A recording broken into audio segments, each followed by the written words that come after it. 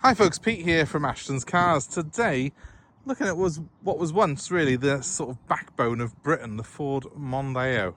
And this 64 plate diesel estate model, which we've just cut in. It's a popular sight on the road, these, but they are becoming less so because everyone's sort of going towards these SUVs and crossovers now. And unfortunately, Ford discontinued the Mondeo a few years ago. So I think that's a real shame because this generation of Mondeo was an absolutely fantastic car. So this model was the new model that came out in 2014. It was an all-new Mondeo, and it ran in some shape or form up until 2022. So it had an 8-year production life, but unfortunately they didn't bother replacing it. Instead, they've gone over to concentrate on their SUVs and crossovers, like a lot of manufacturers. But I think that's a shame. This particular car's in titanium spec, and it's got the 2-litre TDCI diesel engine. Because it was registered before the 2017 sort of threshold where the tax groups changed, this car only costs £35 a year to tax. It's a tremendous value car in that sense because it's got fantastic economy, it's a really genuinely big car, and of course it's got very low running costs. This car has the 180 horsepower 2-litre TDCI engine. It's one of several diesel options available on this car. They start off at 1.5 and go through to a 210 horsepower diesel. But the real headline figure on these cars is the torque. This one's got 400 Newton meters, and that means it's good for 0 to 60 in about 8.1 seconds, and it can go on to a speed of 137 miles per hour. Now, the specification of these Mondeos is immense, and being a titanium spec, this one has got a lot of extras on it. A lot of things that I really was quite surprised to see on a car of this level from 2014. It's got lane assist on it, which is fantastic. If you're on the motorway, it keeps you sort of central on your lane and stops you from drifting into the other lanes. It has got blind spot assist as well, which is the system that lights up the wing mirror when you've got a car in your blind spot on either side of you. And it's also got the speed warning system on it, so it can pick up on road signs and it will actually flash to tell you if you're breaking the speed limit on the road that you're on.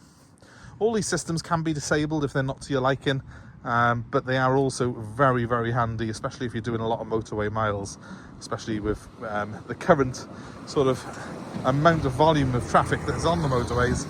I personally find them very, very useful. It's also got a very comfortable leather-clad interior and a large glass panoramic roof, which is an opening sunroof.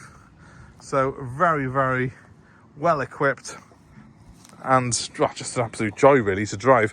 This particular car has also got the park assist on it, and I'll show you how that works in just a second, but I'll at least show you how to operate it. You can have this car parallel park itself, or park itself into a actual parking space in a car park, and it will do that on its own. You just control the throttle and the brake. Really, really good system. So it comes with a lot more equipment than pretty much any car I can think of in the range. Obviously, it was a class leader, and Ford were determined that this would be their best Mondeo ever. And you know, they set the bar really for that sector. So back in 2014, this was the dog's doodads of family car. And in many ways, it's just so much more practical than the SUVs and crossovers that have now gone on to replace it. To show you what I mean, we're going to start at the back. It's quite a pleasant rear end. I think it's quite inoffensive. Twin exhaust pipes there, and I think they are both genuinely proper exhaust pipes. And of course you can see the rear parking sensors there, which do a good job of guiding you in, but also, as I say, do help you with the auto parking function this car has. But what really impresses is the size of the boot. And to do that, I just press a little button by here, and it's electric. Up it goes, and it goes on forever. Look at it, huge. This cover here does clip back like that, and you can see how much space there is in this car. It is much bigger than the SUVs and crossovers. It's as simple as that. You could pretty much lie down in that boot now, and the back seats are in place. They fold forward. They've got a 30-70 split on them, and then you've got literally, you could go camping in this car and live in it. It's that big. It's really, really impressive, and you know, just very sort of generously proportion, the opening, as well as the actual space on offer. You can easily slide items into this car because it's got a level floor, and that's very, very handy in this sort of sector. Unfortunately, the previous owner has slid a lot of things into it, and he has caught the bumper 1 or 2 times, so there is a little bit of marking on the top of the bumper there, but not so much that I would personally worry too much about it. You press the button by here to close, and as you will see, when that is fully closed, those marks don't really show up at all because the boat covers them. Now, this car is also completely keyless. You have got a transponder key that goes in your pocket. As long as you've got that, you can gain entry to it and lock the car without actually having to press any buttons on the key at all. Now, there's the rear compartment of it. As you can see, it's a proper 5-seater. I do think these have got a little bit more leg room in them than the SUVs. The headroom's also very good as well, because the roof on this doesn't start to drop down until after the rear compartment. But look at that glass roof. That just floods this interior with light, and it looks so good. So a real classy job by Ford. The seats are very good quality leather as well. It does feel, it has that sort of soft touch to it. Obviously it's full electrics back here, and you have got ventilation as well in the middle there to keep the rear passengers happy. You've also got a little pull down armrest in the middle as well to keep the kids from fighting one another. Let's move on to the front. This is where really you are spoiled in this Mondeo. This car is so generously equipped. From the roof to that huge screen, full touchscreen on here with camera for the rear. We've got parking camera, navigation, all the toys basically. And of course, all these electronic aids to assist you when you're on the go on the motorway. It's very well equipped. You can see it's a whole array of buttons on here. It's very, very generous, the equipment level in this car. And I'll talk you through some of those interior fixtures in just a second. Perhaps one of the things, though, that I should mention first, and the reason that this car is such good value, is the sheer size of it. It's huge. This car is seriously big. It's almost disproportionate when you get up close, realising how big it is. I parked it next to a Jaguar XF earlier, and it literally dwarfed the Jag, because this here is actually a lot higher than you think it is. You see, it's more or less level with my hips, the bonnet. It's a much higher car than previous generations of Mondeo. And although it's still in perspective with them, that means that it's bigger in every direction. It's wider, it's longer, more cabin room for you. Most importantly, as far as Ford was concerned, is it's much, much better in crash testing for both pedestrians and occupants. And of course, that was a very, very strong thing back in sort of 2014 when this car was first launched, was safety measures. So there was a lot of changes between this and its previous generations. Result of that, you do sit relatively high in this car. Not as high as a crossover, but higher than you would have in previous generations of Mondeo. Once you're in here, you have the most comfortable seats that you will ever sit in, fully clad in full leather, and of course you've got a fantastic display here of both a big touchscreen and all the switches, physical switches, which do the air conditioning and the media system of this car. To show you how it all works, I'm going to start the car up. Now remember, this is a titanium spec. You actually have a total of 4 screens on it, because we've got a big touch screen right here for the nav and the phone system and all the other main functions of the media system. But on the dashboard here, there are actually, those dials are not physical dials, they are screens.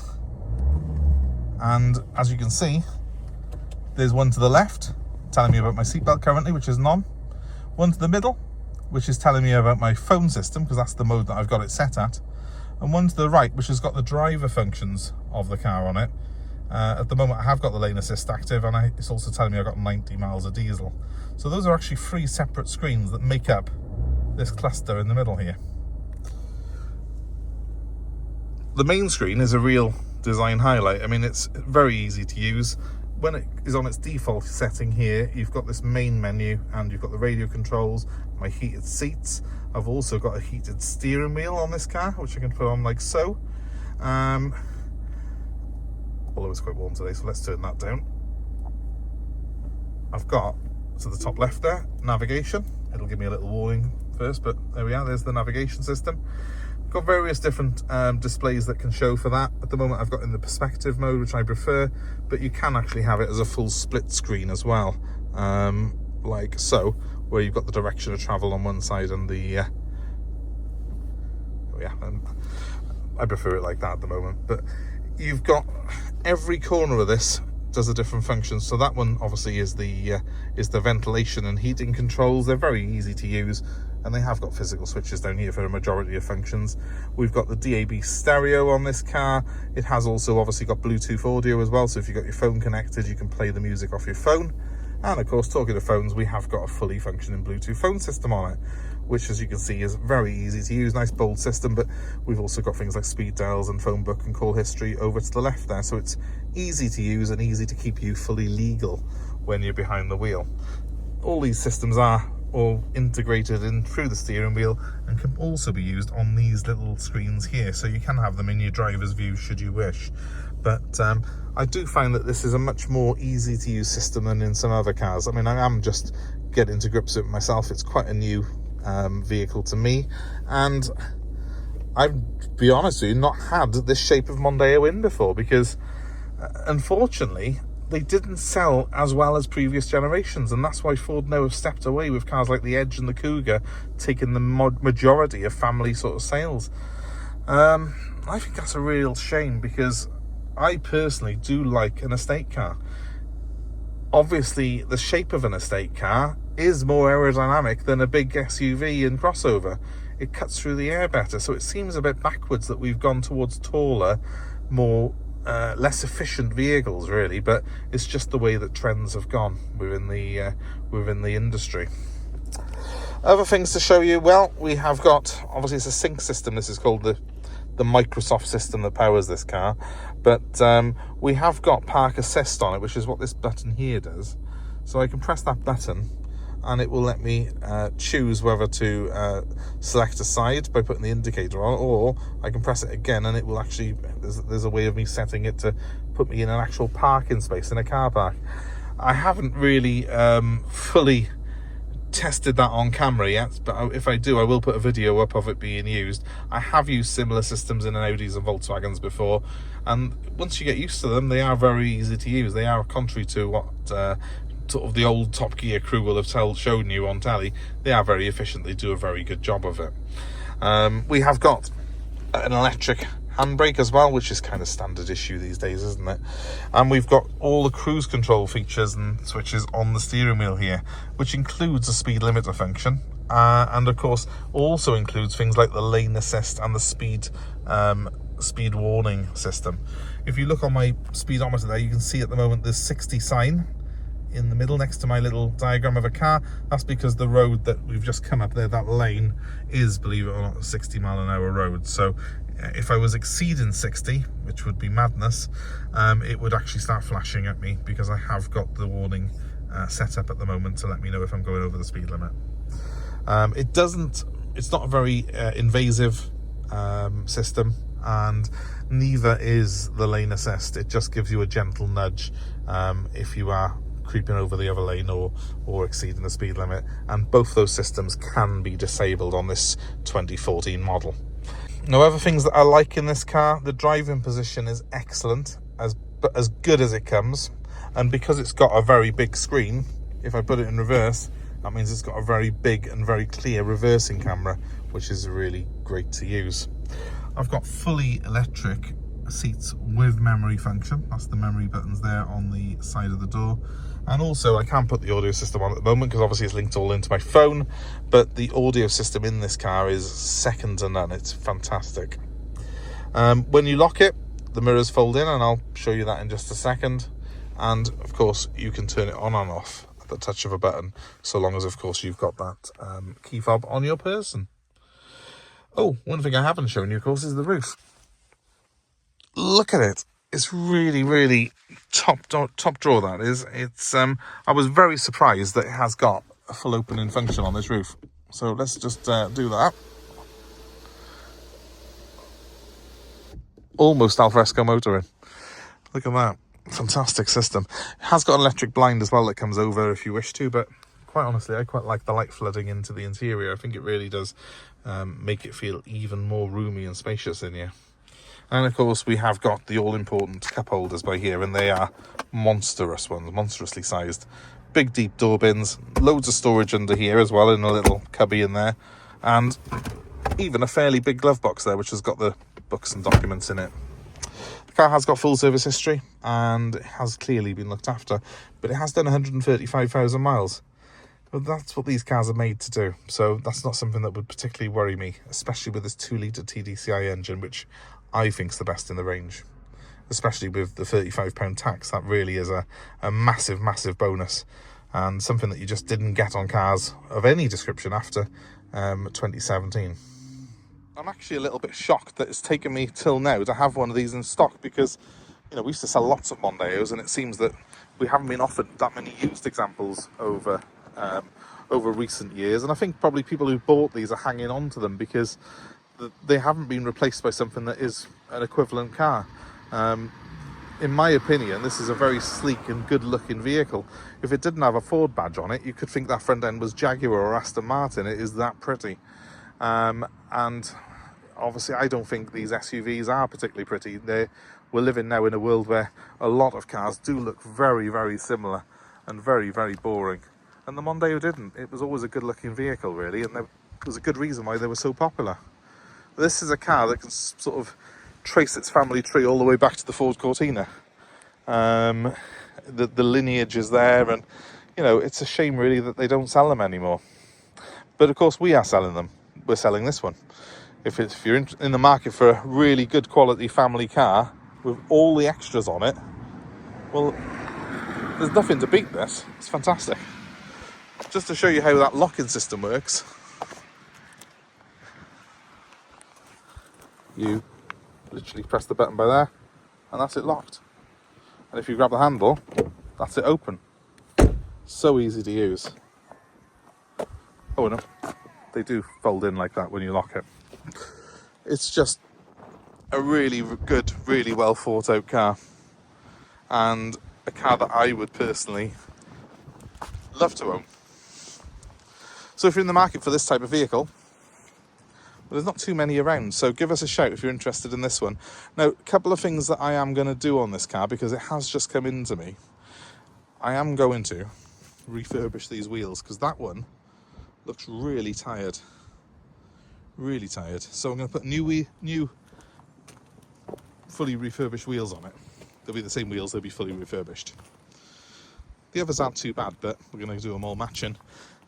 I was thinking what colours to do them, but I think they're going to have to go silver for this car. If you disagree with me, please comment below. But I'm not overly a fan of black wheels. If they're grey, they're going to look pretty much body colour. So I think we're going to have to go silver again. So we'll have fully refurbished silver wheels on it. Apart from that, it is in very, very good condition, this car, as you wouldn't think it had done 135,000 miles, and you wouldn't think it was 10 years old. So it's going to be available for sale, and of course we are Ashton's Cars. You can get hold of me on 07932 873 646. And this Mondeo, well, it could be yours. How cool is that? That number one more time, folks, is 07932 873 646. They don't come much better than this. Both that this is a good example of one, but also that this is just a really, really fine car in my opinion. And please, I'd love to have a bit more community chat on the channel. We have got, I think, almost 3,000 subscribers now, so there's plenty of people watching these videos. If you could comment below and let us know your Mondeo stories, because most people who are watching this video will have had a Mondeo or been driven in a Mondeo or have some sort of reference to a Mondeo at some point in their lives, because these have been such a popular car, and this is the last generation they ever did. So comment below and let us know your thoughts, your stories, your opinions on whether Ford made a mistake in axing the Mondeo from the range, or did they do the right thing? Am I just a bit too old school, not moving with the times. I don't think I am. I think this is a fantastic car that really should be something that you that if you've got a family, well, there's nothing better. The legroom, the equipment, the space in the boot will surpass anything, I think, equivalent to it. So yeah, give us a call on 07932 873 646 if you're interested in buying it. But please comment below if you've got some stories of Mondeos and thoughts on the subject. Well, thanks very much. Until next time. And of course, please, if you haven't subscribed already, please do so. I'm trying to get 3,000 subscribers before the end of the month. So hit the subscribe button, give us a like, share with your friends and family, and hit the notifications. You'll be kept abreast of all the cars that we've got coming into stock. But thanks ever so much for watching, and we hope to see you again very soon. Bye for now.